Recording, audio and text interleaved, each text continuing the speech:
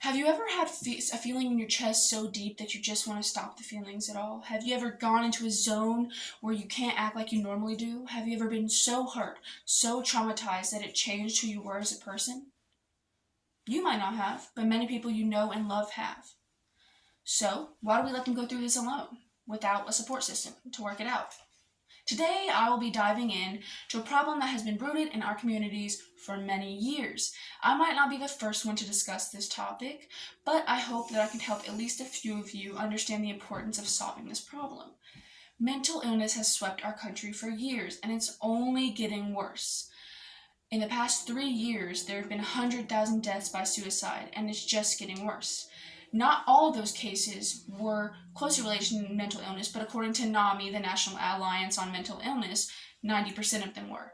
We can't argue that wanting to rid yourself of the experience of life isn't a problem, which is why I believe it's so important to provide proper and accessible treatment to those who suffer from mental illness.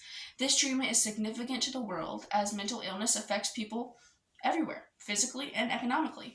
I have never personally been treated for mental illness in medicinal practices, but I have gone to therapy for my depression.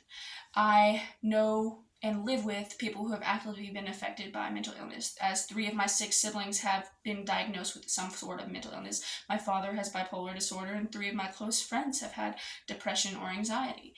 I know what it's like to fight for your life and fight for others to keep wanting to live, which is why I want people to understand how big of an impact mental illness has on our society and why treatment for it is important. It's a huge factor, and whether you're fighting it, ignoring it, or know somebody who has it, people still don't know how much it affects us, which is why I want to help us understand more about it, to help our communities grow, and to help the people we love get better. To begin the process of fighting mental illness, we need to know why it's a problem. Mental illness is a problem because, according to NAMI, it is a leading cause of huge issues in America. The availability of treatment for these issues is also a leading cause of them. One of the causes is depression, which is the leading cause of disability in America. Serious mental illnesses are said to cost America $193 billion a year. Why would we invest so much money into something that doesn't get treated? Leading on to that, more than 50% of Americans in the past have been left untreated for the mental illness, which is another reason why I think people need to get together and fund organizations and help people. As an example, I have a picture of Quenlin Blackwell, who is a well-known meme online.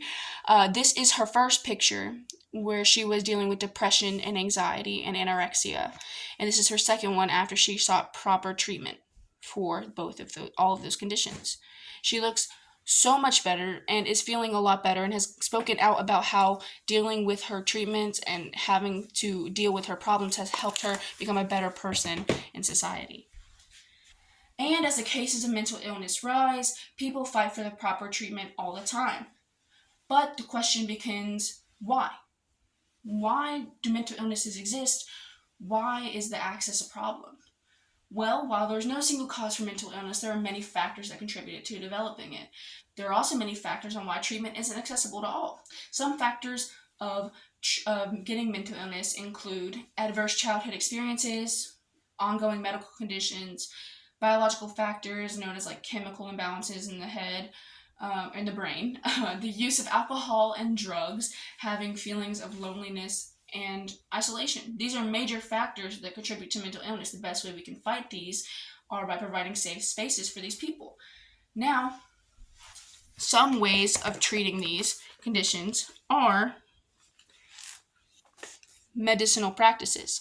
This is a chart that shows that some people go to therapy, whereas other people need specific medicines to help treat their diseases, which is a reasonable argument. This is brain scans that show how people who are depressed can look and how they can look when they're normal. The one on this side is the cerebral blood flow. This one is brain activity. Both of these are bioindicators on why depression can send you not only into a mentally upsetting state or physically upsetting state, but also one that can disrupt society. Now, to discuss the lack of mental health services, My information is from bonteratech.com. The main causes of mentally ill not getting treatment are financial barriers, lack of professional services, lack of awareness, the stigma around mental health services, and racial barriers. Okay. While there are many causes of the problems we see today, there are a few ways we can solve them. The main solution to this issue is spreading awareness for mental health issues and funding organizations to support those who struggle to get treatment on their own.